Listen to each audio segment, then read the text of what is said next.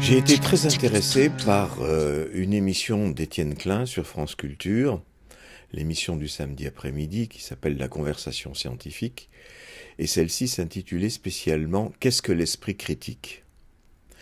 Et donc je me suis posé la question de finalement, dans quelle mesure ça ne touche pas, au-delà des questions politico-philosophiques, dans quelle mesure ça ne touche pas l'exercice de la psychanalyse, cette question.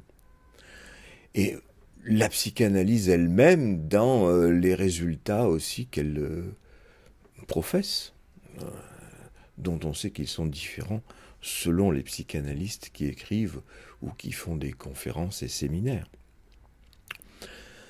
Par exemple, il y a ceux qui croient à l'inconscient est structuré comme un langage, ou ceux qui croient à l'inconscient est structuré comme la famille.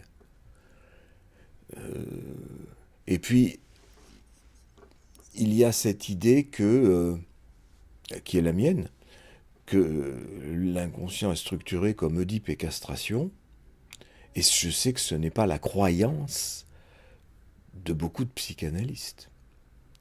Et bien entendu de beaucoup de gens dans la population générale de la planète, pour lesquels ce sont des pensées, la pensée de l'inceste ou la pensée de la castration, ce sont des pensées complètement farfelues qui datent du 19e siècle ou de la maladie mentale de Freud.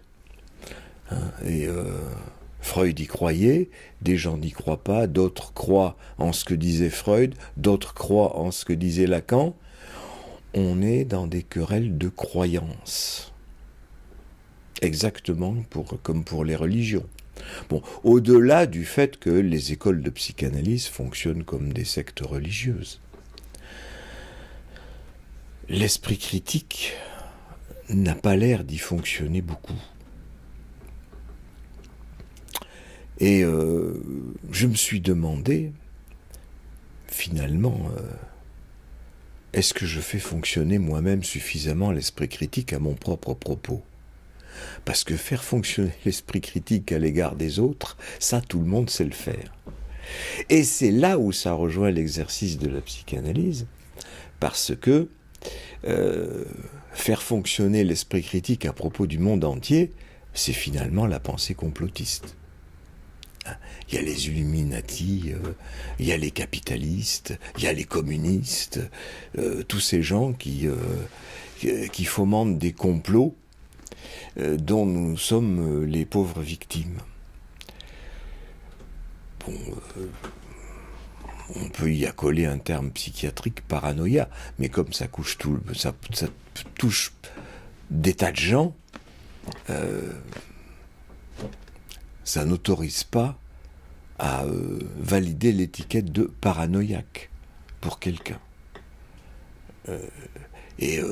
On nous ressort aujourd'hui que la psychanalyse est un complot, et les psychanalystes ou les sympathisants de la psychanalyse nous parlent aujourd'hui du complot contre la psychanalyse.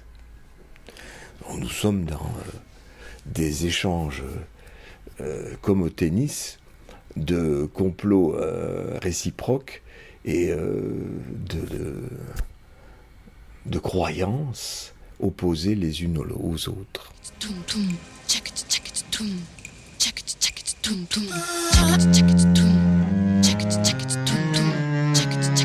Alors je disais moi-même justement, j'ai cru en Lacan pendant très longtemps. Est-ce que je me comportais comme un croyant ? Certainement pour une partie, mais pour tout, je ne pense pas, puisque avec le recul, je m'aperçois qu'il y a très longtemps, en fait, que je me comportais comme un dissident, alors même que je me déclarais lacanien. Il y avait des choses qui n'allaient pas dans Lacan, je m'en arrangeais, ou je les détournais à mon profit. À mon profit, je veux dire, en fonction de ma croyance, mais ma croyance à moi, je la tirais de ma pratique. Par exemple, dans ma pratique, je voyais bien que moi, j'avais un transfert à l'égard des analysants. Et donc, j'ai chopé dans Lacan les phrases qui allaient dans mon sens. Par exemple, il n'est de transfert que de l'analyste. Ou encore, c'est le désir de l'analyste qui opère. Ça me convenait très bien. Bon. Et je n'arrivais pas à voir, je me rappelle l'avoir étudié à fond, les moments dans son séminaire où Lacan étudie les psychanalystes anglais, qui eux s'occupent du contre-transfert.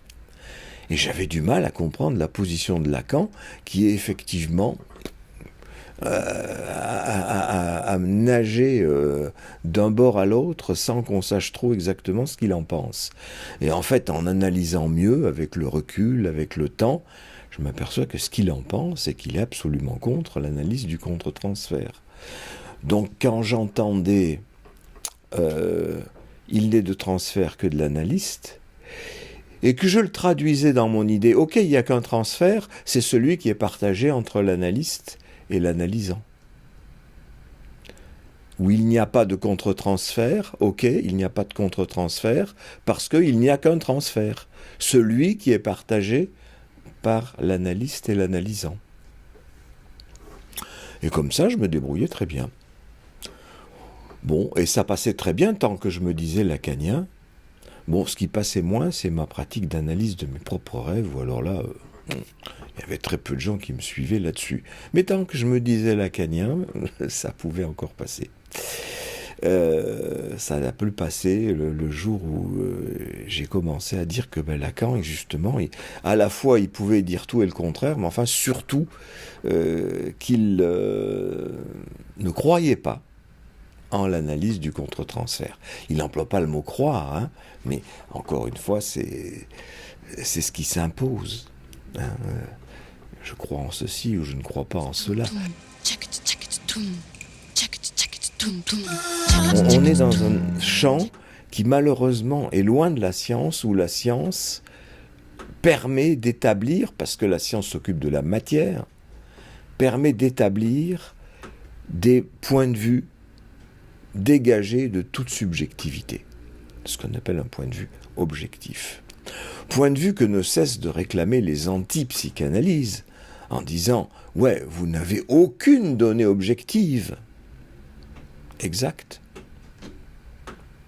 Mais même dans le recueil de données objectives, dans cette émission d'Étienne Klein, il y avait un sociologue qui était invité, qui s'appelle Gérald Bronner, et ce type-là fait remarquer un certain nombre de choses. Par exemple, il y a une maladie qui touche 1% de la population. On fait un test pour cette maladie et ce test est fiable à 95%. Quelqu'un passe le test et il est positif au test. On pose la question à des tas de gens, y compris à des médecins, combien de chances cette personne a-t-elle d'avoir la maladie ou pas ? La réponse de tout le monde, c'est 95%, puisque le test est fiable à 95%. Eh bien non. Eh bien non, parce que, alors qu'on nage dans les chiffres, dans les données matérielles, donc un point de vue objectif, en fait on a changé de champ. On est passé du champ de la statistique, 1% de la population, 80% de validité du test, au champ de la probabilité. Quelle est la probabilité pour un individu qui est positif au test d'avoir la maladie ? Eh bien, quand on passe au calcul de probabilité et qu'on tient compte des données précédentes, c'est-à-dire le fait que la maladie n'atteint que 1% de la population, eh bien, la probabilité pour que quelqu'un relevé positif au test soit vraiment malade, elle est de 2%. Vous voyez que c'est totalement contre-intuitif. Et pourtant, on est en principe dans les données objectives. Il fait une deuxième remarque qui est intéressante. Pendant la Deuxième Guerre mondiale, les ingénieurs de l'aéronautique se demandaient où renforcer les avions pour les envoyer au combat. Pour ça, ils étudiaient les avions qui rentraient du combat et ils comptaient les impacts de balles. Il y en a tant ici, il y en a tant là, tant sur les ailes, tant sur la queue. Ils faisaient des statistiques pour voir où il fallait renforcer les avions. Alors l'idée, c'est qu'il faut renforcer les avions là où il y a le plus d'impact de balles. Normal. Eh bien, c'est le contraire. Ça, c'est une erreur. Parce que si les avions sont rentrés avec ces impacts de balles, c'est que ces impacts de balles n'étaient pas vraiment nuisibles pour l'avion. Ceux qui ont eu des impacts de balles ailleurs ne sont pas rentrés. Donc on n'a pas les données. Donc vous voyez que là, il faut faire preuve d'esprit critique, y compris sur des données matérielles, comptables, précises, en dehors de toute subjectivité, soi-disant, mais la subjectivité intervient.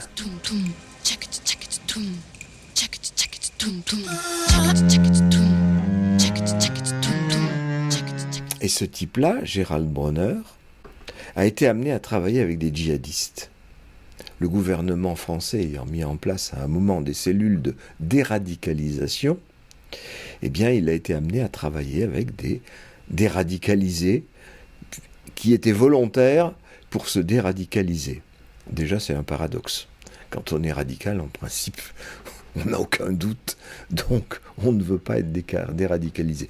Et effectivement, l'expérience n'a pas marché très longtemps, mais enfin, il peut en parler quand même, puisque pendant un certain temps, il a côtoyé ces gens-là. Et c'est intéressant de se demander qu'est-ce qui fait la force d'une croyance, sachant que là, nous sommes en présence de gens dont la croyance est tellement forte qu'ils sont prêts à passer à l'acte violent au nom de leur croyance.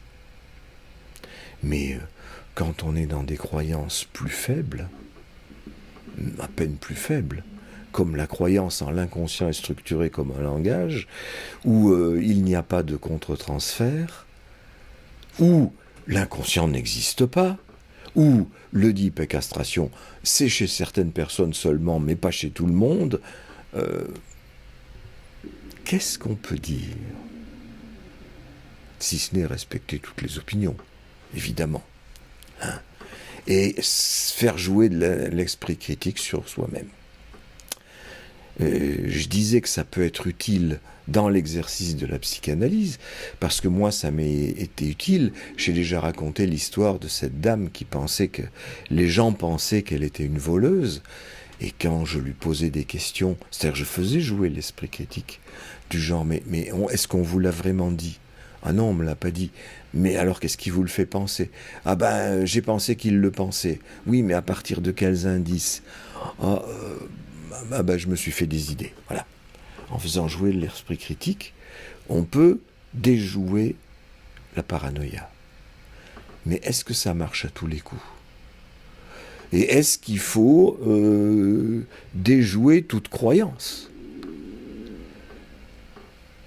Parce que quelqu'un qui vient à l'analyse et qui croit en Dieu, ou qui ne croit pas en l'Oedipe, ou qui ne croit pas en la castration, est-ce que c'est le rôle de l'analyste de le détromper? Certainement pas.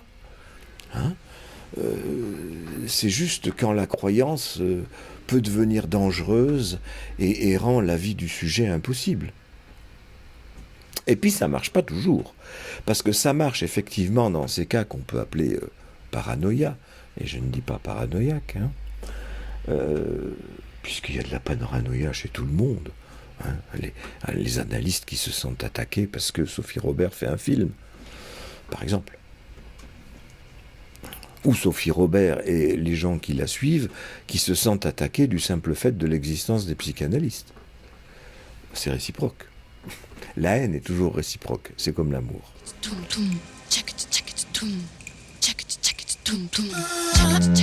Alors, faire jouer l'esprit critique quand on est avec quelqu'un qui est dans un discours complètement déstructuré, comme ceux dont j'ai pu vous rendre compte quand j'ai parlé d'Abdel ou de Tintin dans des vidéos précédentes, et où là, ils peuvent se sentir aussi persécutés de temps en temps, notamment par les voix, mais faire jouer l'esprit critique à ce moment-là, c'est extrêmement difficile. Bon, d'autant que j'ai entendu des gens qui sont très capables de critiquer leur propre voix. C'est-à-dire qu'ils sont capables de dire j'entends les voix venir de l'extérieur, mais je sais que c'est moi qui parle. Et donc, ma politique, à l'époque où j'entendais des gens qui entendaient des voix comme ça, c'était toujours de leur demander plein de précisions par rapport à qui parle, d'où vient la voix, de devant, de derrière, du dessus. C'est une voix comment d'homme, de femme, grave, aigu, tout plein de détails apparemment peut-être insignifiants, mais qui permettaient aux gens de s'orienter. Hein. Savoir d'où vient la voix, c'est en retour savoir où on est. Et arriver à dire après un certain temps, c'est pas des fantômes, c'est moi-même qui me cause. Et donc, à partir de là, être capable de dire, je peux ordonner à ces voix de se taire. J'ai justement publié sur Facebook l'interview d'un entendeur de voix, c'est comme ça qu'il se nomme maintenant, qui s'appelle Vincent, et qui raconte comment il était complètement... sa vie était complètement obnubilée par les voix qu'il entendait extrêmement souvent et qu'il insultait, comme d'habitude, c'est ce qu'il y a de plus fréquent.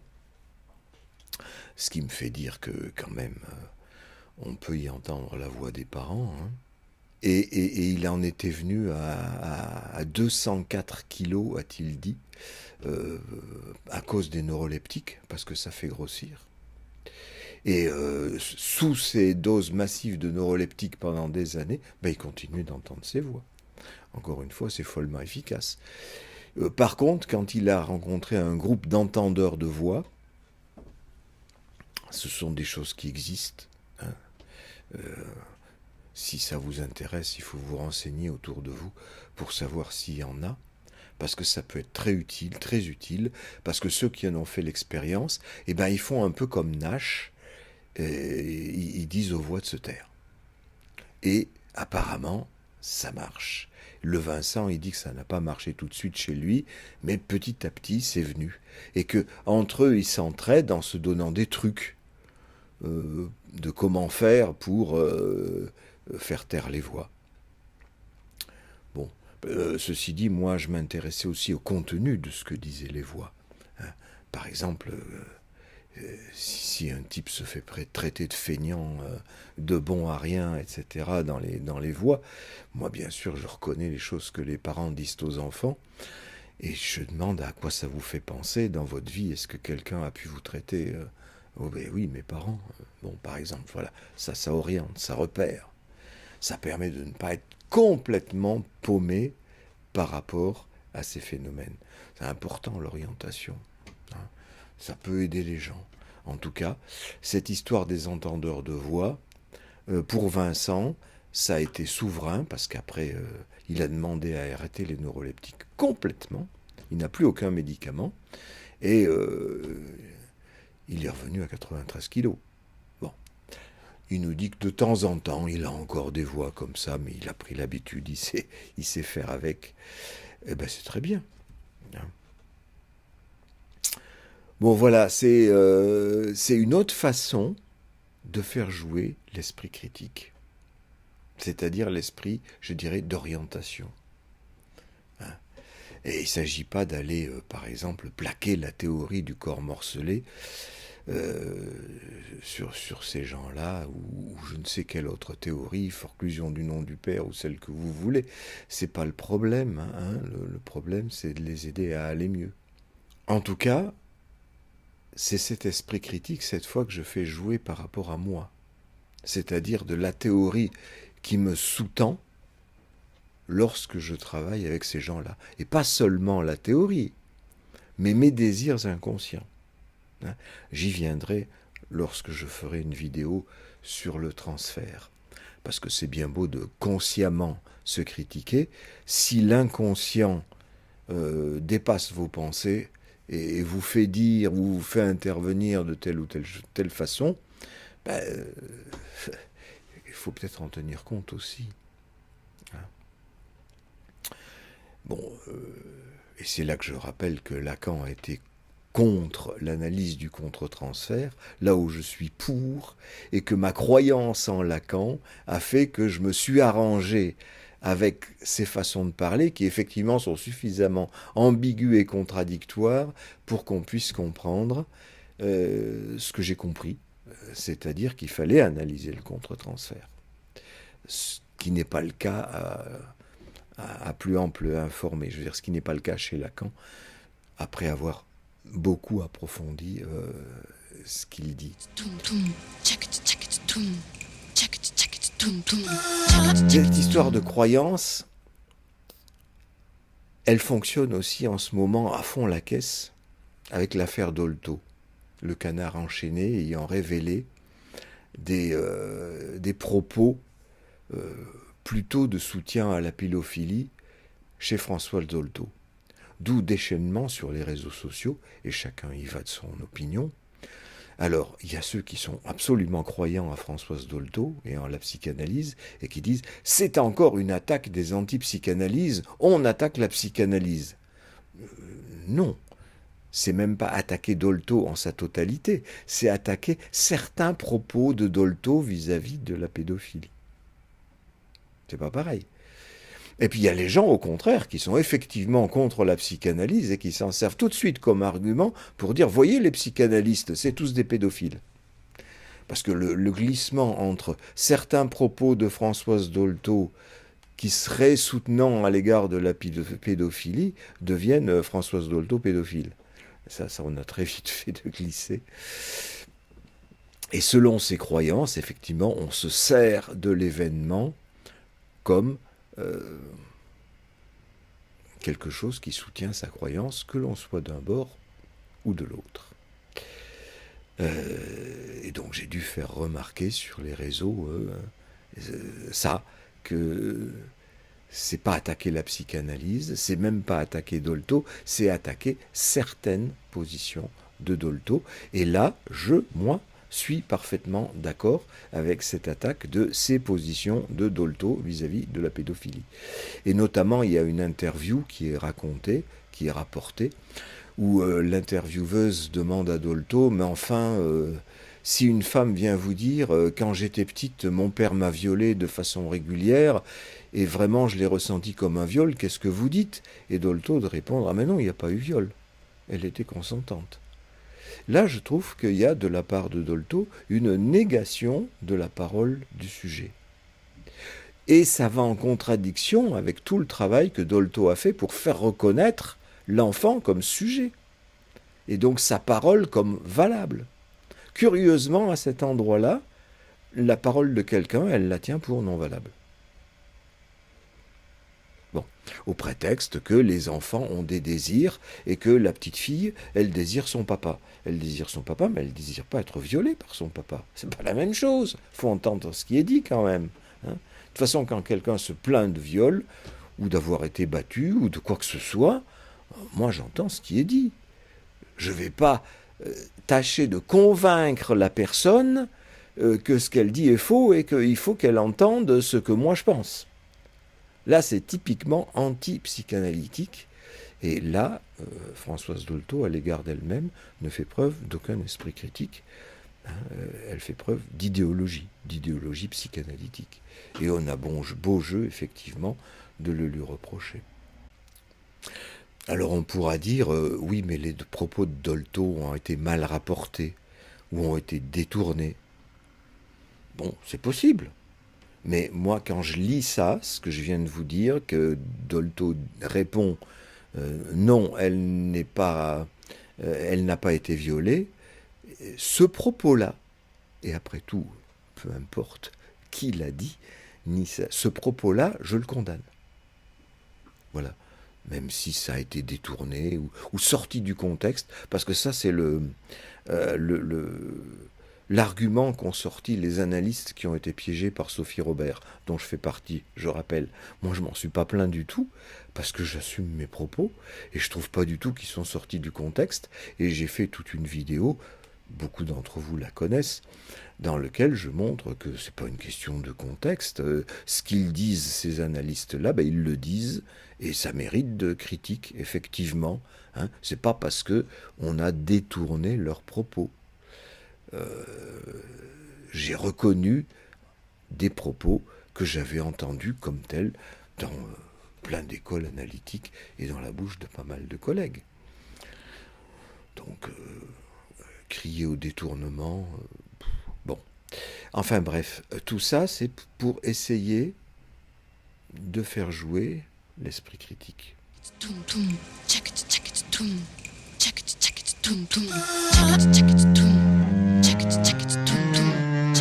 Et donc, je vais encore me critiquer un peu dans ma croyance en Lacan. Pourquoi ai-je cru en lui ? En grande partie à cause de sa poésie. Je crois que c'est ce qui marche sur beaucoup de gens. Et de son érudition. Il cite tellement d'auteurs, de philosophes, de logiciens, de mathématiciens. On se dit, ça peut pas être nul ce qu'il raconte. Et ça, je crois que ça vient aussi de ce que j'appelle le caractère sacré du livre. Vous remarquerez que dans les réseaux sociaux, dans les journaux, à la télévision, partout, il y a une critique des écrans, des ordinateurs, des téléphones, des tablettes. Et qu'il y a au contraire une apologie du livre. En ce moment, c'est ce qui se répand partout. Mais c'est pas se répand, c'est depuis que l'humanité a inventé le livre. Au début de l'humanité, quand le livre était peu répandu, puisqu'il n'y avait pas l'imprimerie, eh bien, seuls quelques grands érudits, qu'on prenait donc pour de grands sages, possédaient un ou deux livres. Ou les grandes bibliothèques, qui étaient très rares, conservaient la totalité du savoir. Et on avait l'impression que tout ce qui était écrit pouvait être vrai. Il y a la fameuse formule qui a été beaucoup critiquée, c'est dans le journal, donc c'est vrai. Mais malgré nous, il y a quelque chose de ça qui joue encore de nos jours. Ce qui est écrit dans un livre, c'est formidable, par définition. Alors que ce qui est dans les écrans, c'est nul, par définition, parce qu'on est hypnotisé, parce qu'on est tout le temps dedans, parce que j'ai même entendu récemment le nombre des autistes a explosé parce que depuis qu'il y a des écrans, parce qu'on donne les écrans trop petits aux enfants. C'est complètement idiot, ça. Le nombre des autistes a explosé parce que le critère de l'autisme a été changé. Et comme d'un DSM à l'autre, ces critères n'arrêtent pas de changer, on n'a pas fini de voir exploser le nombre des dits autistes. Hein, je sais maintenant qu'on me présente des gens qui ont été diagnostiqués autistes, que ce soit à la télévision ou n'importe où. Je vous garantis que ça n'a plus rien à voir avec ceux que j'ai fréquentés il y a 20 ans. Hein, c'est plus les mêmes. Mais tout est bon pour incriminer les écrans. Et l'explosion des dysorthographies, des dyscalculies et des tout ce que vous voulez, et de l'hyperactivité, enfin tous ces trucs maintenant qu'on trouve chez les enfants, qu'on diagnostique à tour de bras, de préférence pour pouvoir leur donner des médicaments dont la Ritaline, on connaît l'histoire. Donc il y a un caractère sacré du livre. Je remarquais en visitant Saint-Michel-d'Aiguille récemment, à l'automne dernier, c'est au Puy, hein, en Haute-Loire, il y avait au fronton d'une porte de la chapelle un personnage divin tenant un livre. Voilà. Et les rayons sortaient du livre, les rayons lumineux. Voilà. Je trouve que là avait là une très belle image de cette façon qu'on a de tenir le livre pour sacré. Il y a ce fait aussi qui m'a beaucoup étonné, c'est qu'en Italie, quand on va dans un hôtel, sur la table de nuit, il y a forcément une Bible. Je pense que c'est pas seulement en Italie, hein, mais là, ça m'avait particulièrement frappé. Donc il y a le livre, puisque biblos, ça veut dire le livre hein, en grec. Euh, c'est impossible d'une chambre sans Bible, sans livre. Et vous savez que les intellectuels, y compris les psychanalystes, ils aiment bien se faire photographier ou filmer devant une bibliothèque. C'est une façon de dire je sais. Et je suis pétri de tout ce que j'ai lu. Voilà. Alors je ne m'insurge pas contre la lecture ni contre le savoir. Je suis juste en train de souligner ce qu'il en est de cette sacralité du livre contre les écrans. Personnellement, je lis encore, mais là-dessus, c'est tellement plus pratique d'avoir un livre de 500 pages comme ça dans sa poche tout le temps, plutôt que de le trimballer avec soi partout. Je trouve ça vraiment nettement plus pratique. Donc ça fait partie des éléments qui amènent à une croyance. Croire que l'autre sait, parce qu'il a beaucoup lu, parce qu'il est assis sur une pile de livres. Mais il y a aussi le fait qu'il sache manier le langage. Ça va avec la poésie, la rhétorique, ça marche très fort. Je me rappelle avoir été totalement pétri d'admiration devant certaines phrases de Lacan qui étaient d'une beauté inouïe, ce que je continue à lui reconnaître. Et d'un humour également inouï. Bon. Et ça a fait passer pour moi tout un tas de couleuvres que du coup j'ai pas vues. Voilà. Mais que j'ai vues après, avec le temps. En m'appuyant sur ma pratique, l'orientation était là. Parce qu'en m'appuyant sur les livres, il y avait les livres pour Lacan et les livres anti-Lacan.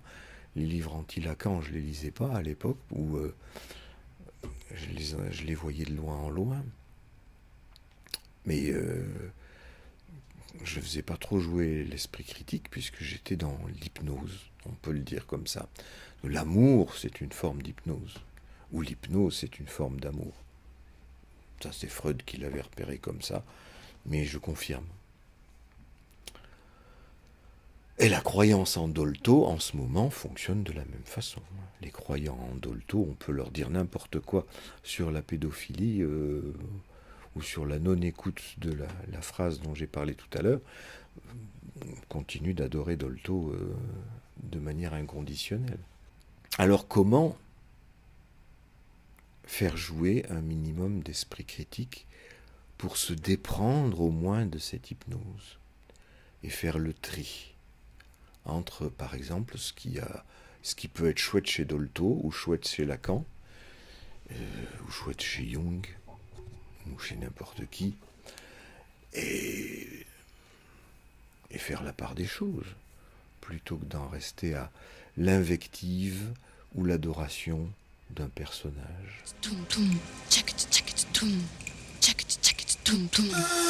Eh bien, j'ai parlé d'orientation tout à l'heure au niveau des voix. Je vais vous reparler d'orientation en vous parlant de topologie. Et d'abord la topologie de la Terre, tout simplement. Vous savez qu'on rigole beaucoup des platistes aujourd'hui, qui sont ceux qui continuent à croire que la Terre est plate. On l'a cru pendant des milliers d'années, mais on a su très rapidement que la Terre était ronde, puisque à partir du 5e siècle avant Jésus-Christ, les Grecs ont commencé à le dire, à s'en rendre compte. Aristote, par exemple, qui a remarqué que lors d'une éclipse, on voit l'ombre de la Terre passer sur la Lune. Et cette ombre est circulaire. Donc ça indique que quand même la Terre pourrait bien être ronde. Pythagore aussi en a fait état, toujours au 5e siècle. Et Ératosthène, au 3e siècle avant Jésus-Christ, c'est quelqu'un qui était directeur de la bibliothèque d'Alexandrie, la fameuse grande bibliothèque qui a brûlé. Il a fait une expérience entre Assouan et Alexandrie, en plantant un piquet à midi le 21 juin à Assouan, où il constate que le soleil est à la verticale, il n'y a pas d'ombre. Par contre, à Alexandrie, le 21 juin, à la même heure, eh bien, le piquet fait une ombre qui s'écarte de 7 degrés. Il en déduit qu'il y a une différence qui est due à la courbe de la Terre. Et il peut même, vu cet angle qui se mesure de façon précise, il a même pu en déduire la circonférence de la Terre, qu'il avait calculé quelque chose, parce qu'il l'avait calculé en coudée, et comme on ne sait pas vraiment qu'est-ce que c'était que la coudée à l'époque, ce serait quelque chose entre 30 000 et 45 000 kilomètres, ce qui est pas loin de ce qu'on avait, ce qu'on a pu calculer de nos jours. Donc c'était il y a fort longtemps. Quant à Galilée, lui, il s'est aperçu, grâce à lunettes astronomiques, que sur la Lune, il y avait des montagnes et des vallées. Et donc, il a pu se dire, si c'est comme sur la Terre, c'est que la Terre pourrait être comme la Lune, c'est-à-dire une planète. Qu'est-ce qui fonctionne dans tous ces raisonnements? C'est que la Terre, on est le nez dans le guidon. Question orientation, on la voit plate, bien évidemment, à notre échelle. Et il faut se décentrer pour pouvoir la voir sphérique. C'est-à-dire, il faudrait pouvoir se placer dans l'espace. Bien entendu, ce n'était pas possible dans l'Antiquité. Mais ça commence à devenir possible à partir du moment où il y a la lunette astronomique. Quand Galilée se dit qu'il y a des montagnes et des vallées sur la Lune, et que donc la Terre pourrait être semblable, ça veut dire qu'il réagit comme s'il était sur la Lune et qu'il regardait la Terre. Décentrement. C'est-à-dire s'imaginer être ailleurs, voir les choses autrement. Lorsque Ératosthène plante un piquet à Assouan et un autre à Alexandrie, il se décentre. Il ne reste pas au même endroit. Il compare un point de vue et un autre point de vue. Et c'est ça qui est intéressant. C'est ce qui fait sortir de l'illusion de la Terre plate, c'est-à-dire l'illusion de croire savoir, en fonction de nos sens, ou en fonction de ce qu'on a lu. Parce que dans ce qu'on a lu, on peut trouver des choses qui nous désillusionnent, qui nous permettent de voir clair, et on peut trouver l'inverse, c'est-à-dire des choses qui nous font croire ou qui nous font prendre des vessies pour des lanternes. Il y a tout, il faut faire le tri. C'est pour ça que c'est important aussi d'avoir lu, puisque ça permet de se décentrer et de ne pas en rester à un seul auteur, ou une seule façon de penser le monde. J'ai pas beaucoup lu d'antipsychanalyse, c'est vrai, mais alors par contre, qu'est-ce que j'ai débattu avec ces gens-là, autant dans la réalité que sur les réseaux sociaux. J'y ai passé des heures, des heures, des heures. Hein, et c'est très intéressant de voir quelles sont leurs argumentations. Et les argumentations des psychanalystes qui ne sont pas d'accord avec moi. C'est très intéressant aussi. Et ça me pose d'énormes questions. Je parlais tout à l'heure de ceux qui ont fait une analyse et qui n'ont pas trouvé ni Oedipe ni castration dans leur analyse. Alors moi je trouve ça tout le temps partout. On peut se poser la question, je me pose la question. Hein. Et en tout cas, je me pose la question, et en tout cas j'y réponds pour ce qui est de non, je ne vais pas bousculer la croyance d'un analysant. Alors moi je vais le dire à ma formule à moi, s'il a besoin d'un tel refoulement qui lui permette de ne pas voir la question de l'Oedipe et de ne pas voir la question de la castration, ça me convient aussi. C'est ma façon de le dire. Sa façon à lui de le dire, ça n'existe pas. Ou ça n'existe que pour vous, parce que vous êtes un grand pervers. Ou pour Freud, parce que c'est un grand pervers. J'ai entendu cet argument-là, notamment chez Michel Onfray. Ça ne cesse pas de me poser question. Je n'ai pas de réponse pour l'instant. Je me garde de conclure. J'en reste à la question du doute, ou au doute de la question. C'est cela. Alors l'argument critique que je me donne par rapport à ça encore, c'est euh, Ératosthène qui sort d'Alexandrie pour aller planter un piquet à Assouan, il sort des livres, il sort de sa bibliothèque, il fait une expérience. C'est les débuts de la physique, tout simplement. Physique appliquée à la Terre, c'est-à-dire la géographie. Et moi, il y a un moment où je suis sorti des livres pour faire l'expérience moi-même, c'est-à-dire analyser mes rêves. Et j'y reviendrai tout à l'heure, parce que ça aussi c'est une question, puisqu'il y a des gens qui me disent « tu analyses tes rêves tout seul, ça ne vaut pas ». Il faut les analyser avec un analyste. Bon, c'est une critique qu'on me fait, donc elle mérite d'être entendue. Et comment est-ce que j'y réponds ? En tout cas, moi j'y réponds déjà que, heureusement, ça m'a permis de sortir de tout un tas de mythologies qui étaient dans les livres de psychanalyse. Et effectivement, Ératosthène, sortant de la bibliothèque d'Alexandrie, sort des mythologies qui, à l'époque, sont racontées dans les livres. Sur la terre plate, ou la terre suspendue entre l'enfer et le paradis. Enfin, à l'époque, c'était plutôt entre l'enfer de Vulcain et l'Olympe de Zeus. Mais je voudrais en venir avant à une question extrêmement précise de l'orientation, puisque j'ai parlé d'orientation tout à l'heure, et donc de la topologie, puisque j'ai étudié à fond la topologie, puisque Lacan l'avait apporté. Bon, c'est un apport qu'on peut lui reconnaître. Et mon histoire dans la topologie de Lacan, pas seulement dans la psychanalyse de Lacan, mais dans sa topologie, mérite d'être travaillée et critiquée. Cette histoire, c'est que, comme tout néophyte, d'habitude, j'ai entendu tout ce qui se racontait, j'ai lu tout ce qui se publiait à propos de la topologie, à un moment. J'ai commencé par être réticent, d'ailleurs, à la topologie. Je me disais, mais qu'est-ce que ça vient faire là ? On n'est pas en train de faire des maths quand on écoute les gens. Et moi qui étais à l'époque aux prises avec des dits autistes extrêmement graves, dont j'ai assez parlé à droite et à gauche, je me disais, mais qu'est-ce que les maths pourront m'apporter là ? Et pourtant, c'est l'exercice, c'est le décentrement toujours. Qui m'a amené à m'intéresser à la topologie.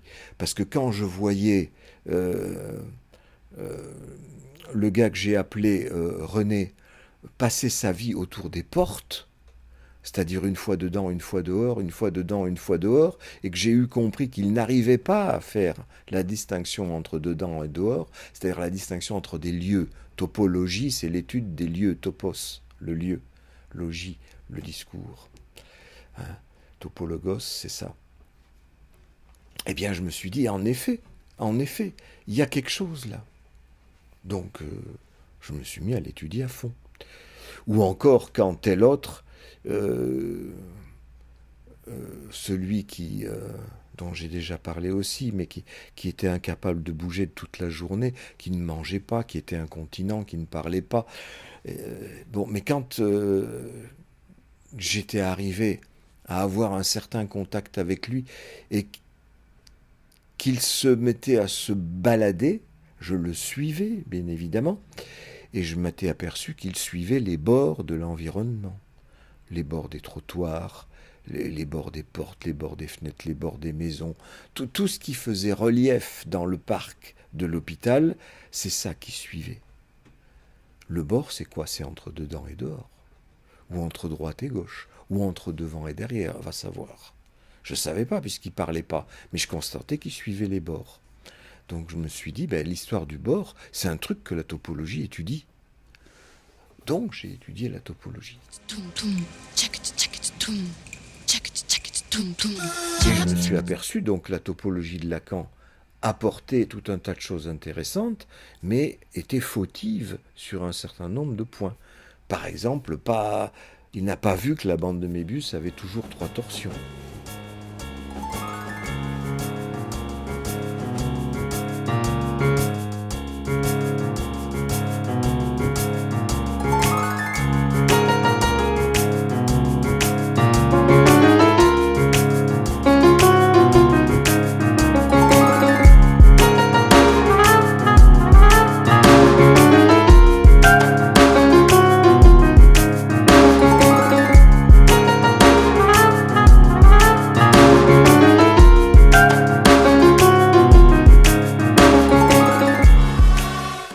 Ou encore, il insiste à écrire son nœud borroméen comme étant l'union de R, S et I, le réel, le symbolique et l'imaginaire, alors que ce n'est pas possible de nommer de trois entités différentes, trois cercles qui sont exactement semblables.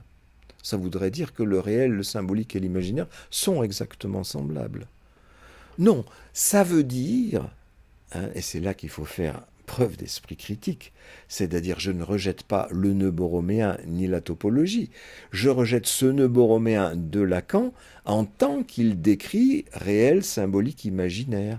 Mais ce qui est valable dans cette représentation, c'est le fait qu'il n'y a pas de réel sans symbolique, sans imaginaire.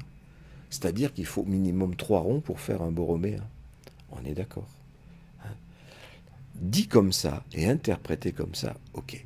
Mais si on fait un pas de plus, et si on considère tous les cercles sont semblables, ça ne vaut plus. Il faut passer à une autre figure.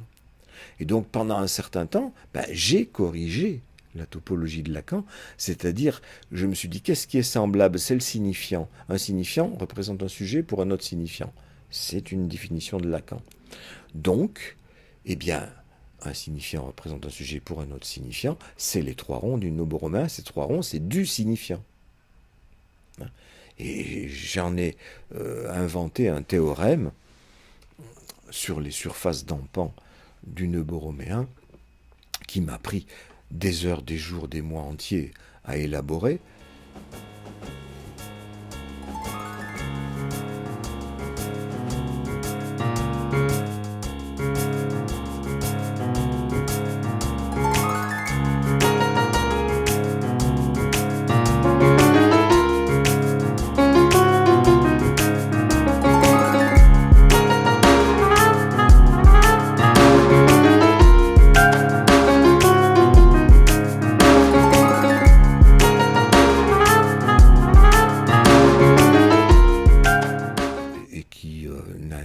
Qu'une ou deux personnes dans toute ma carrière. Et d'ailleurs, je dis maintenant que c'est complètement inutile, si ce n'est pour avoir fait jouer une logique, un quelque chose, avoir expérimenté quelque chose. C'est-à-dire, là aussi, je suis sorti des livres et de ce que disait Lacan du nœud borroméen pour le travailler, l'examiner en tant qu'objet physique, en tant qu'objet représenté, travailler les représentations du nœud borroméen. Parce qu'il y a un truc intéressant, par exemple, sur le nœud, c'est ce qui peut amener à réfléchir. C'est que le nœud comme tel, dans la réalité 3 dimensions, on ne sait pas s'il tourne ou pas. Mais dès qu'on le met à plat, il tourne soit à gauche, soit à droite, selon qu'on le pose de telle ou telle façon dans le plan. Il prend une orientation. C'est-à-dire, il y a un bord entre le dit dextrogir et le dit lévogir. Je dis dit parce que là aussi, j'ai été obligé de m'apercevoir que ça ne veut pas dire tourner à droite ou tourner à gauche. Parce que en haut, s'il tourne à droite, et bien en bas, il tourne à gauche. Il y a cette espèce d'orientation non dite qui fait qu'on prend toujours pour repère ce qui se passe en haut et jamais ce qui se passe en bas. Mais ça indique simplement que le repère qu'on emploie n'est pas suffisamment précis. Là aussi, il ne s'agit pas de rejeter le repère, ni toute la topologie à partir de ce constat. Il s'agit de préciser ce qui manquait de précision, ce que j'ai fait. Et j'ai continué comme ça, mon petit bonhomme de chemin, pendant bien 10-15 ans, à reconstruire une topologie qui me semblait à moi plus cohérente et plus conforme avec ma pratique aussi.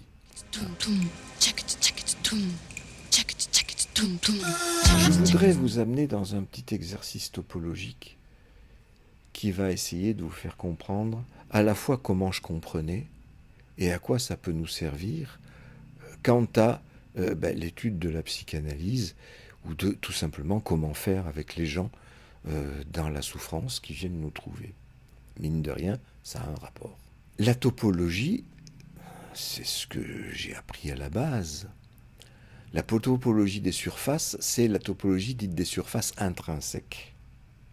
C'est-à-dire qu'on va considérer qu'on fait partie de la surface. on ne considère pas la surface d'un point de vue extérieur qui est forcément dans la troisième dimension. C'est une expérience de pensée, comme Einstein les adorait. Parce que nous vivons dans un monde en 3 dimensions. Et s'imaginer vivre dans un monde à 2 dimensions, c'est extrêmement difficile. C'est un décentrement, comme le fait d'aller d'Alexandrie à Assouan. Exemple. Alors, ok, j'imagine que je suis dans la surface à 2 dimensions. Selon qu'elle est orientée comme ceci ou comme cela, qu'est-ce que ça peut faire si je suis, moi, englouti dans cette surface? Vous voyez bien, parce que vous êtes dans la 3e dimension, que si on raboute les bords ici, on obtient un tore. Si on raboute les bords comme cela, les bords côte à côte, on obtient une sphère. Mais parce que nous avons l'habitude de raisonner dans la 3e dimension, nous savons la différence qu'il y a entre une bouée et une boule. C'est-à-dire une surface qui fait un trou et une autre qui n'en a pas, mais qui enferme un trou ou un volume, c'est selon. C'est la sphère selon qu'elle est vide ou qu'elle est pleine. Pendant un temps, ça a été mon premier abord de la topologie, j'ai appris ça et j'ai professé ça. Dans mon séminaire, ça a été la façon dont j'en parlais. Et c'est ce qui est raconté par tous les topologues. Et puis un jour, je me suis dit, mais enfin, justement, on dit ça parce qu'on est quand même dans la 3e dimension. C'est une fiction d'aller dans la 2e. Et on ne raisonne comme si on raisonnait dans la 2e dimension que si on était dans la 3e. Et donc, je suis passé par tout un temps où j'ai professé qu'il n'y a pas de surface intrinsèque. Ce n'est pas possible. Il n'y a que des surfaces dans la 3e dimension, puisque nous sommes habitués à vivre dans la 3e dimension. Topologiquement, c'était une erreur. Donc, mea culpa, pendant toute cette période-là, je me suis trompé. Et puis j'y suis revenu, comme j'y reviens maintenant, je reviens à la première période, où je dis oui, ok, mais c'est dans le cadre d'une expérience de pensée. Et on peut bien faire, en effet, une expérience de pensée. Pourquoi pas? C'est un décentrement. Mais je jouais dans la période précédente d'un décentrement contre l'autre. C'est-à-dire ce décentrement qui consiste à sortir de la surface de la sphère ou du tore pour regarder la sphère ou le tore depuis l'extérieur. Comme Galilée s'imagine sur la Lune regardant la Terre. Ça, c'est tout l'intérêt qu'il y a à accepter qu'il puisse y avoir un autre point de vue. C'est vrai aussi, surtout pour les points de vue dans le cadre de la psychanalyse et la philosophie, la politique, tout ce que vous voulez. L'éducation, tout un tas d'endroits où on ne peut pas avoir de certitude scientifique. En topologie, on peut en avoir. C'est ça qui est intéressant, parce qu'on s'aperçoit de l'intérêt du décentrement aussi. Et comment est-ce qu'on peut se repérer sur la surface? Eh bien, on peut laisser une marque, c'est-à-dire se balader sur la surface. Alors, soit on peut se balader de manière infinie, et on ne sait jamais qu'on est sur un objet clos qui est rond, que ce soit le tore ou la sphère, c'est exactement pareil. Donc on n'a aucun moyen de savoir si on est sur un tore ou une sphère, sauf à se décentrer dans la 3e dimension. Mais on reste dans l'hypothèse où on est dans la 2e. Si on reste dans la 2e, comment est-ce possible? Eh bien, c'est possible. Par exemple, on peut laisser une marque. Comme les Dupont dans le désert, qui tournent en rond, sans s'apercevoir qu'ils tournent en rond. Et comme sur la Terre, je pourrais aussi faire le tour de la Terre 3 fois. Si j'arrive pas exactement au même endroit, je le reconnais pas. J'ai l'impression de continuer à l'infini. Et je peux faire 500 fois le tour de la Terre, sans me rendre compte qu'elle n'est pas plate. Mais si j'ai laissé une marque, et si, ayant fait un tour, je retrouve ma marque, et pour être sûr de revenir à l'endroit de la marque, j'en fais une corde que je tire derrière moi. Et donc il y a un moment où j'arrive à renouer les deux bouts de la corde. J'ai fait un cercle, c'est donc que j'ai fait un tour. Ah, mon objet est rond. Mais est-ce qu'il a un trou? Est-ce qu'il n'a pas de trou? Encore une fois, je ne peux poser la question que parce que je suis dans la troisième dimension et que j'imagine que quelqu'un qui est dans la deuxième dimension pourrait se poser cette question. Mais c'est une question que je lui insuffle quand même de mon point de vue.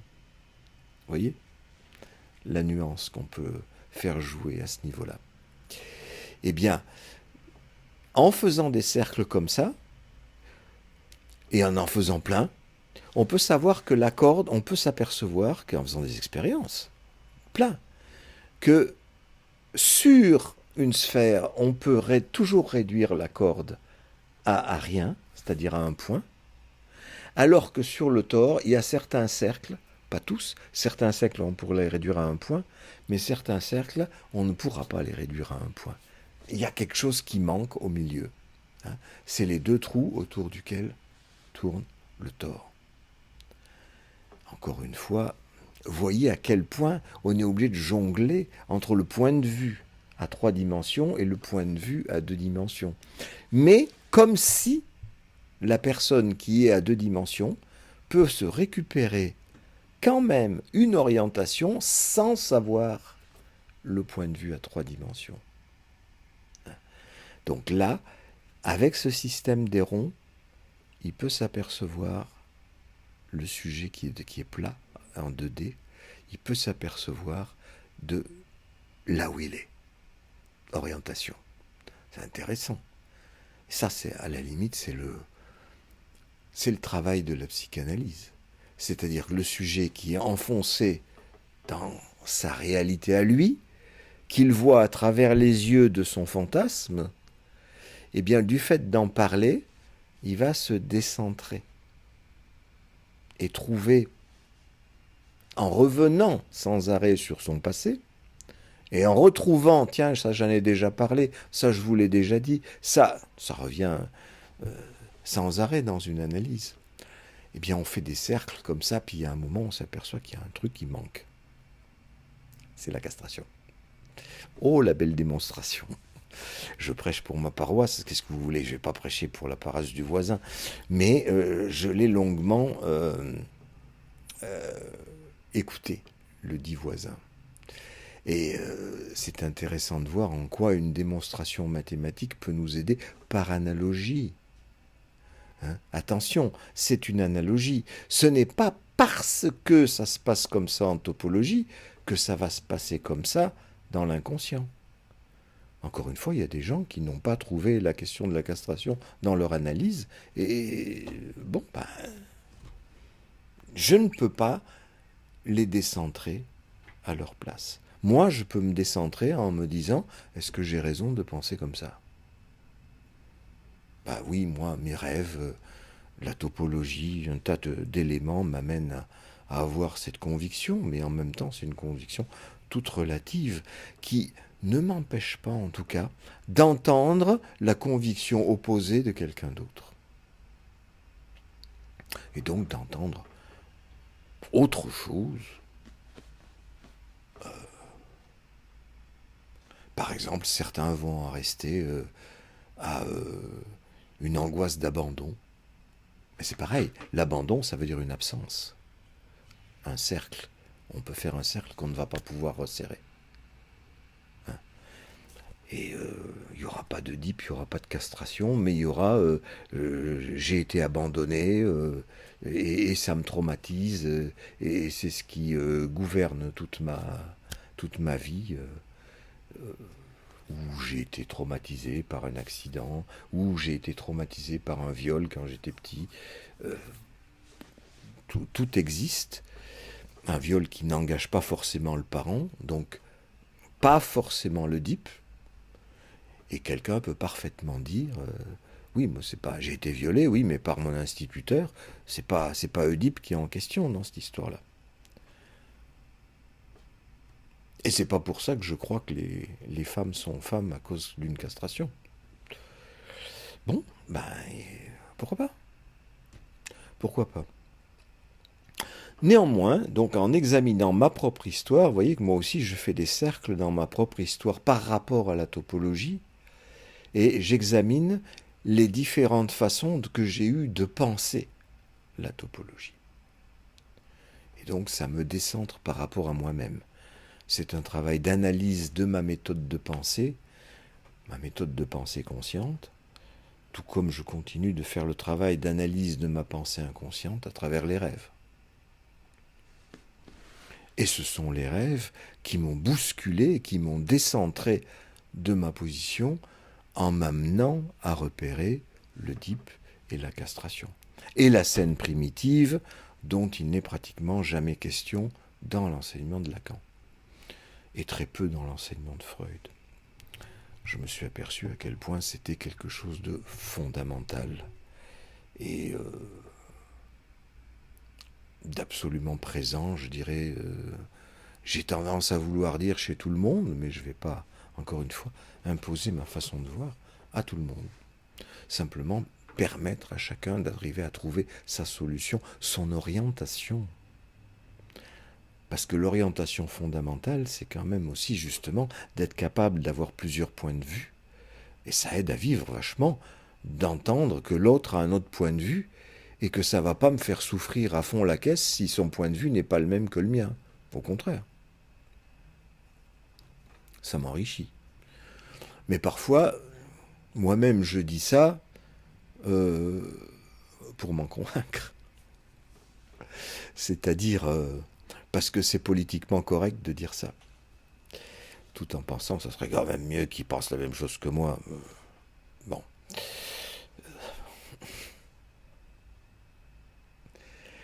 Bon, on se débrouille tous comme on peut avec son narcissisme, mais c'est vrai que ça me blesse moins d'entendre quelqu'un qui n'a pas le même point de vue. Puisque même à propos de choses mathématiques, comme la topologie, justement, ça permet de se décentrer, de comprendre comment fonctionne l'articulation des points de vue.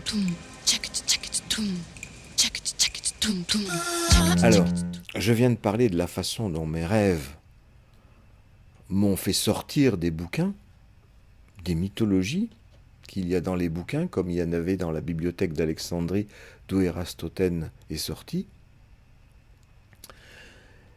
Eh bien, il y a des collègues qui n'entendent pas ce que je raconte là, refusent de l'entendre au prétexte que ce que j'ai fait comme analyse, là je ne l'ai pas fait avec un analyste, mais avec le public.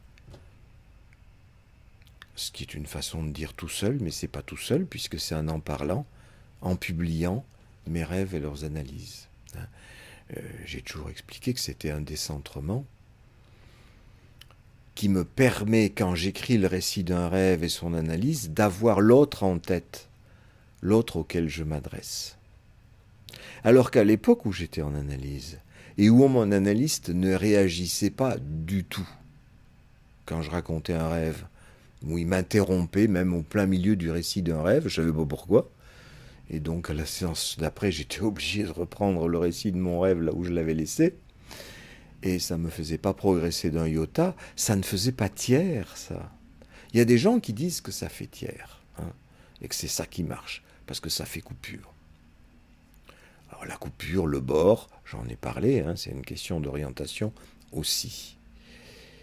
Et sur moi, ça n'a pas marché. Bon, peut-être que sur d'autres, ça a marché. Mais moi-même, pendant le temps de l'analyse, je disais que ça marchait. Et là, on tombe dans un autre truc que raconte Gérald Bronner, l'invité d'Étienne Klein, dans cette émission sur l'esprit critique, ce qu'il appelle le sophisme de la dépense gâchée. Vachement intéressant comme formule, ça. Tout le monde va comprendre très vite de quoi il s'agit. J'attends le bus, je l'attends pendant une demi-heure, alors qu'il était annoncé à 10 minutes. Il n'est toujours pas arrivé au bout d'une demi-heure. Alors là, je me dis, quand même, ça serait bien de partir à pied, parce qu'il va peut-être jamais arriver. Mais en même temps, je me dis, je l'ai attendu une demi-heure, et s'il arrivait maintenant, tout ce temps perdu à attendre, ça serait perdu pour perdu. Voilà. Et donc, je reprojette ça sur l'histoire de mon analyse, et qui, je pense, peut être le raisonnement de beaucoup de gens. Vu le prix que ça m'a coûté, j'aurais pu m'acheter un château avec, hein, et le temps que j'y ai passé, je ne peux pas dire que ça m'a servi à rien. C'est pas possible. Ça a forcément servi à quelque chose, sinon ça serait le sophisme de la dépense gâchée. J'aurais dépensé tout ça en pure perte. Et ça, je crois que ça retient beaucoup de gens au bord du c'est pas efficace. Bon, alors il y a des gens qui changent d'analyste. C'est archi connu.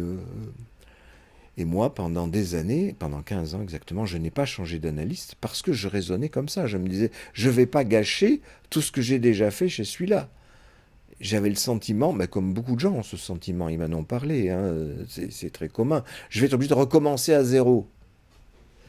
Ben non, c'est pas recommencer à zéro, c'est pas rien quand même.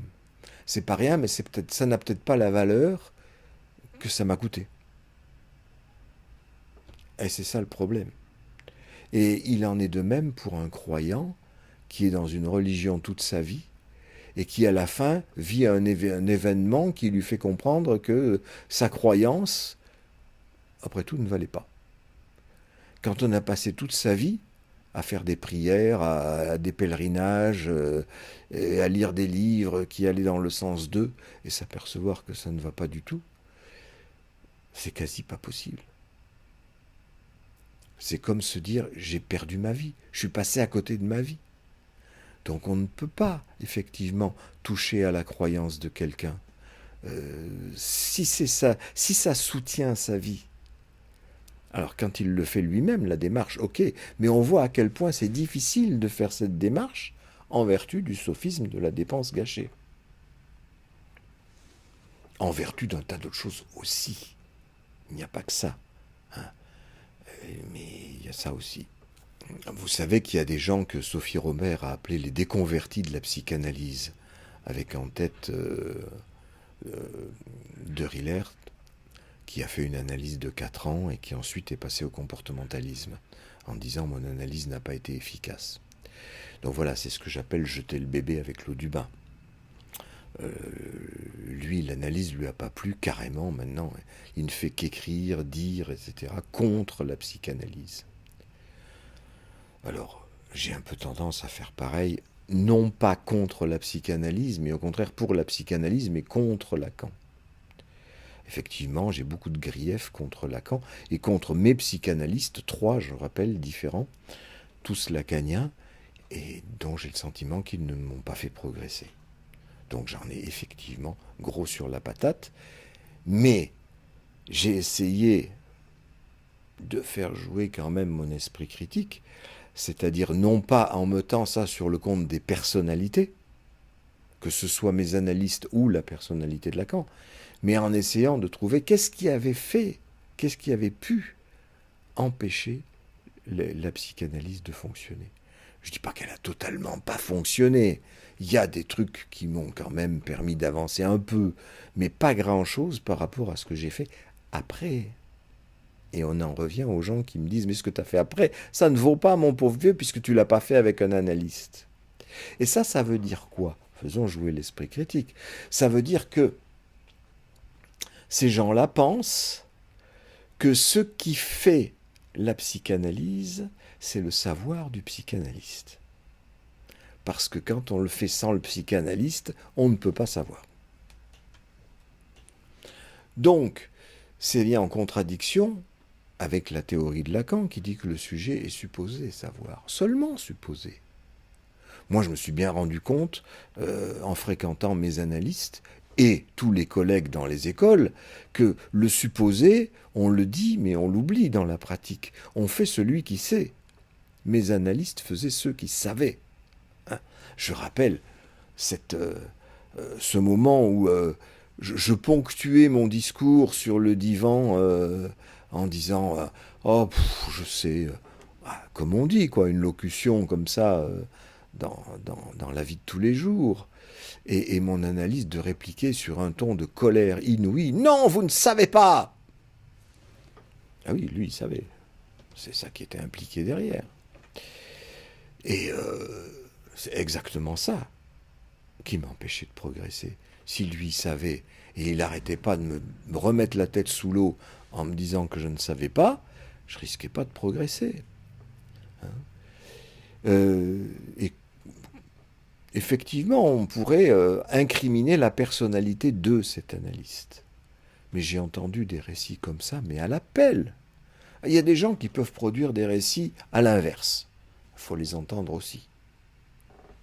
Ah, mon analyste, moi, qu'est-ce qui m'a sorti des trucs formidables? Il a pointé ça, et puis ça m'a permis d'avancer. Ah, très bien. Certainement, ça a dû arriver.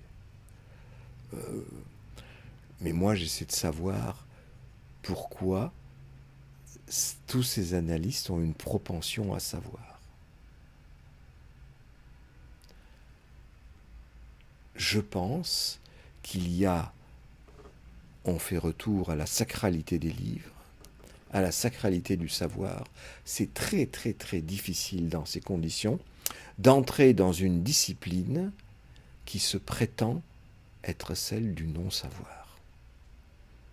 C'est quasi impossible. C'est comme se décentrer de passer de la troisième dimension dans la deuxième dimension. Se passer dans la deuxième dimension, c'est se priver d'un savoir, c'est se priver d'un point de vue. Mais c'est se donner un point de vue supplémentaire. Néanmoins, on se prive d'une dimension pour voir ce que ça donne d'avoir un point de vue supplémentaire. J'y repense comme ça. Le René qui passait sa vie autour des portes, point de vue, dedans, dehors.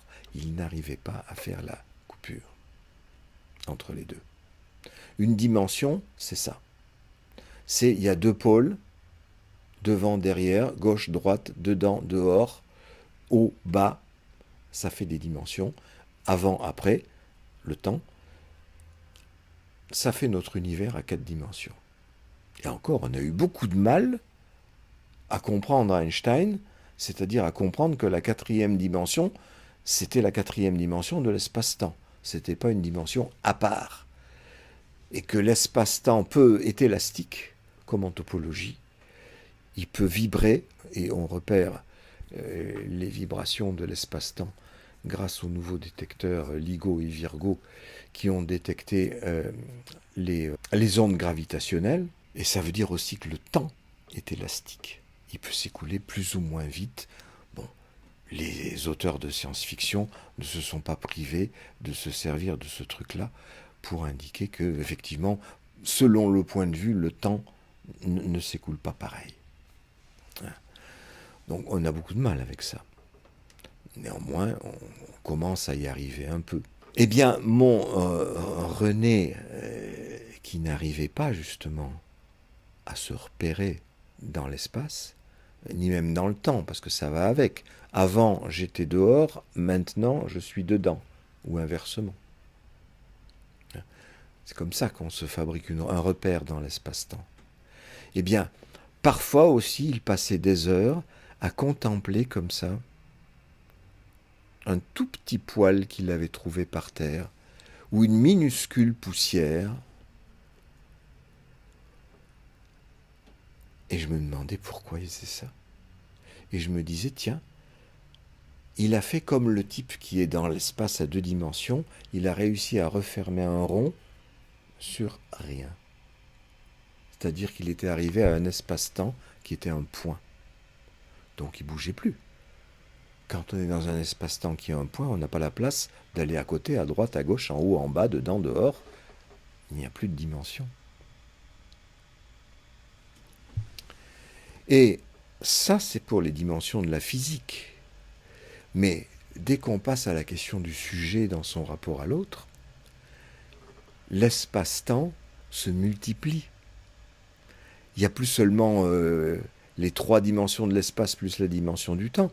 Il y a la dimension des droite-gauche en politique, ou blanc-noir, bien, pas bien, bien, mal, yin-yang, etc. Ce ne sont plus les dimensions de l'espace-temps, mais ça augmente notre espace psychique, qui est un espace à n dimensions, où on fait jouer justement des pôles comme ça, des pôles de tension, dont, à mon avis, la source est la castration, à savoir présence-absence. C'est un pôle, c'est une dimension, mais une dimension qui ne vaut pas du tout en physique, qui vaut pour le sujet humain, en tant qu'il a une conscience et un inconscient. C'est le Forda, la présence, l'absence. C'est ce qui permet de fabriquer des représentations, c'est-à-dire une représentation en l'absence de l'objet. Je pense à mon père, et mon père est mort il y a 20 ans, mais pourtant, il est dans ma tête. Et il revient dans mes rêves malgré moi, en plus. Ma mère aussi, et un tas de gens. Et des objets, et enfin, le monde entier peut venir dans ma tête, grâce à la représentation. C'est-à-dire en faisant jouer cette dimension de la présence-absence, qui est effectivement dimension de la coupure, à condition de ne pas vivre seulement dans un univers complètement coupé du reste, c'est-à-dire un point. Je faisais allusion dans la dernière vidéo à Margaret Séché, qui avait écrit Journal d'une schizophrène, et où elle décrivait cet univers qui n'était fait que de coupures. Les angles des meubles et des murs lui apparaissaient comme des choses coupantes qui allaient la menacer et qui allaient la couper. Eh bien, tout se passe comme si effectivement elle avait restreint son point de vue à un univers, à une seule dimension. En fait, qui n'était pas une dimension, qui s'approchait du travail que faisait René entre dedans dehors, c'est-à-dire impossible de situer un lieu dehors et un lieu dedans. Il n'y a que le bord. La coupure comme telle, c'est-à-dire une dimension, au mieux pour Margaret Séché, ou zéro dimension pour mon René qui regarde une petite brindille toute la journée. Il n'est pas exceptionnel, hein, ce gars-là. Je l'ai vu. J'ai vu ce genre de comportement chez pas mal de gens dans les hôpitaux. Gens très, très, très atteints et très difficiles à atteindre. Il faut aller le chercher hein, dans cet univers-là pour essayer de faire en sorte que ça s'ouvre à une surface et si possible à 3 dimensions. Et ça ne se fait pas sans le transfert, c'est-à-dire cette autre dimension qui est amour-haine. Présence-absence, dans l'amour, on voudrait la présence de l'absent, dans la haine, on voudrait l'absence du présent. Vous voyez que c'est quand même fonctionner sur la même dimension. Et dans la haine, on voudrait faire tomber une hache sur le zizi de l'autre, ou sur son crâne, c'est comme on voudra, ça revient un peu au même, et c'est-à-dire on peut faire jouer la coupure, qui est effectivement la coupure de l'absence. Mais la coupure de la séance, en tout cas de mon point de vue, eh bien, ça ne fonctionne pas comme ça. Ce n'est qu'une analogie. Et là, l'analogie ne fonctionne pas. Sauf à être dans la croyance que ça fonctionne, et alors, en effet, on va trouver que ça fonctionne. Comme quand j'étais en analyse chez mon analyste qui me coupait au bout de 5 minutes, je trouvais que ça fonctionnait. Et j'étais obligé d'être dans la croyance, vu le prix que je payais. Et l'investissement que j'y faisais toute ma vie était là-dedans. C'est très difficile de se décentrer d'un point de vue quand un point de vue vous coûte à ce point. Hein?